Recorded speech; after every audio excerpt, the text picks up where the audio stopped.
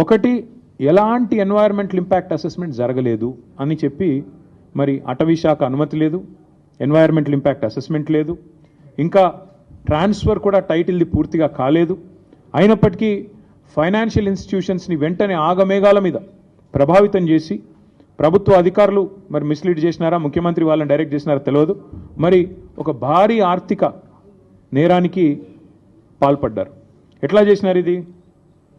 ముఖ్యమంత్రి గారికి ఒక బీజేపీ ఎంపీ పూర్తి స్థాయిలో వెనుక ఉండి సహకరించి ఒక బ్రోకర్ కంపెనీని తీసుకొచ్చారు. ఆ కంపెనీ పేరు Trust Investment Advisors Private Limited అనే పేరుకు మర్చెంట్ బ్యాంకర్, బట్ చేసేది బ్రోకరేజ్. వారు ఈ కాన్సెప్ట్ వారికి చెప్పారు, మీకు ఎఫ్ఆర్బిఎంను బైపాస్ చేస్తూ మీకు డబ్బులు తెచ్చిస్తాము, మీరు దానికి గాను మాకు డబ్బులు ఇవ్వండి, ఆ తర్వాత మీ ఇష్టం ఉన్న వాళ్ళకు భూములు అమ్ముకోండి. ఇది ఓవరాల్గా స్కీమ్. దీనిలో అన్ని నిబంధనలు మొత్తం అన్ని చట్టాలు నిబంధనలు సుప్రీంకోర్టు తీర్పులు అన్నిటినీ తుంగలో దొక్కారు. ఆర్బీఐ గైడ్ లైన్స్ను కూడా తుంగలో దొక్కారు. దొంగల్లాగొచ్చి అర్ధరాత్రి అపరాత్రి అని కాకుండా 100 ఎకరాల్లో వారు ఏదైతే దాడి చేసినారో ప్రభుత్వమే మరి రక్షించాల్సిన వాళ్ళే భక్షిస్తుంటే సహజంగానే ఆవేదనతో అటు హెచ్సియు విద్యార్థులు కానీ దేశవ్యాప్తంగా పర్యావరణవేత్తలు కానీ ఉద్యమం చేసినారు.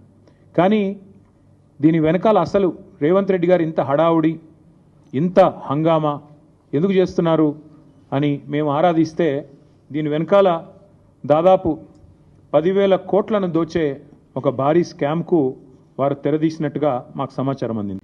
ఈ భూమి ఏదైతే ఉన్నదో ఈ 400 ఎకరాల అడవి భూమి అనే మాట నేను చాలా స్పష్టంగా అటవీ భూమి అనే మాట పూర్తిగా ఉన్న అవగాహనతో మాట్లాడుతున్నా. అది కూడా చాలా స్పష్టంగా సుప్రీంకోర్టు తీర్పుల ఆధారంగా మాట్లాడుతూ ఉన్నాను. ఎందుకంటే నిన్న హరీష్ రావు గారు మీకు చెప్పారు, మీరు చూశారు.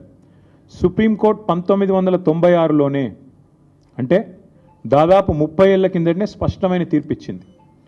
అడవి అని ప్రత్యేకంగా రిజర్వ్ ఫారెస్ట్ అని డిక్లేర్ చేయకపోయినా అడవులకు ఉండాల్సిన లక్షణాలు ఉంటే 0.4 క్యానపీ ఉంటే ఖచ్చితంగా అది ప్రైవేట్ ల్యాండ్ అయినా ఓనర్షిప్ ఎవరిదైనా ఖచ్చితంగా దాన్ని అటవీ భూమిగానే గుర్తించాలి అని సుప్రీంకోర్టు తీర్పు ఇవ్వడమే కాకుండా సుప్రీంకోర్టు రాష్ట్ర ప్రభుత్వాలకు ఆదేశం కూడా ఇచ్చింది. ఏమని?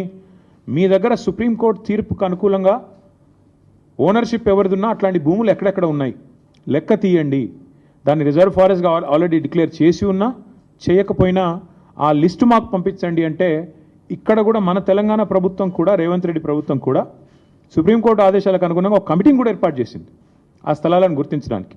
అందుకే 0.4 క్యానపీ ఉన్న ఈ భూమి ఖచ్చితంగా అటవీ భూమి. మీరు చూస్తారు సుప్రీంకోర్టు ఆల్రెడీ దాన్ని అటవీ భూమిగానే చెప్పింది. మన జస్టిస్ గవాయ్ గారు కూడా చెప్పారు. ఫారెస్ట్ కన్జర్వేషన్ యాక్ట్ 1980 ప్రకారం రేవంత్ రెడ్డి గారు చేసిన అతిపెద్ద ఫైనాన్షియల్ ఫ్రాడ్ ఏంటి అంటే ఒక అటవీ భూమిని ఇవాళ తాకట్టు పెట్టడం లేదా అమ్మడం, ఆ అధికారం గవర్నమెంట్ కూడా లేదు.